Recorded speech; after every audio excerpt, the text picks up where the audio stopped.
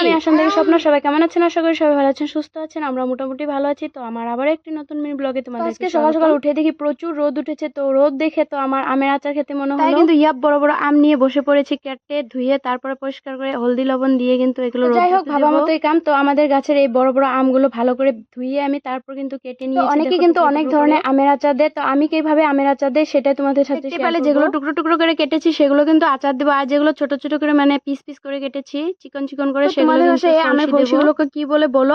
আমরা কিন্তু এগুলোকে আমের ফলসি বলি। তো এগুলো কিন্তু মাছ দিয়ে, তো অনেকে কিন্তু আমের আচারে হলুদ আর লবণ দিয়ে তারপরে কিন্তু মেখে তারপরে রোদ্রুতে দেয়, কিন্তু আমি শুধু হলুদ দিয়ে রোদ্রুতে দিয়েছি। আগে যদি কাঁচা আমের লবণ দেওয়া যায় তাহলে কিন্তু অনেকটাই জল বেরোয়, জলটা কিন্তু শুকাতে চায় না। যেহেতু আমি একদিনের রোদ্রুতে শুকাবো তার জন্য কিন্তু আমি এখানে কোনো লবণ ইউজ করি নাই। দেখতে পেলে ভালো করে হলুদ দিয়ে মেখে আমগুলোকে, এই টিনটা কিন্তু আমি আগে থেকে ভালো করে পরিষ্কার করে ধুয়ে রেখেছিলাম আর রোদ্রুতে দিয়ে রেখেছিলাম। তারপর কিন্তু মেখে রাখা আমগুলো আর ফলসিগুলো এখানে ভালো করে মেলে ভালো করে একদিন করে শুকিয়ে নেব। শুধু আমের আচারটাই কিন্তু আমি একদিন শুকাবো, কিন্তু ফলসিটা অনেক ভালো করে শুকাতে হবে, নাহলে নষ্ট হয়ে যাবে। তারপর কিন্তু এখানে দেখো আমগুলো একদিনে শুকিয়ে নিয়েছি ভালো করে। তারপরে এখানে আমি নুন আর হলুদ তারপর সরষের তেল দিয়ে ভালো করে মেখে নেব। আমটা এইভাবে শুকাতে হবে যাতে আমের গায়ে জল না থাকে আর আমটা বেশি শুকিয়েও না যায়। তারপর কিন্তু আমি গামলাতে 2-1 দিন রোদ্র দিয়েছি, গামলাতে রেখে তারপর কিন্তু বয়ামে ভরে নিয়েছি। তারপর মশলা আমি কবে দেবো সেটা পরের ভিডিওতে তোমাদের সাথে শেয়ার করব। বিকাল দিকে অল্প রাস্তাতে বের হয়েছিলাম, বের হয়ে দেখে এখানে বাচ্চারা খেলা করছে। ওদেরকে দেখে আমারও ছোটবেলার কথা মনে পড়ে গেল। এদিকে শেষদি ভাইদের ঘরে মানে বাদাম গাছ লাগিয়েছিল, আর বাদাম গাছে এত প্রচুর বাদাম ধরেছে। তো দেখো সবাই মিলে কাড়াকাড়ি করে আমরা খেয়ে নিচ্ছিলাম।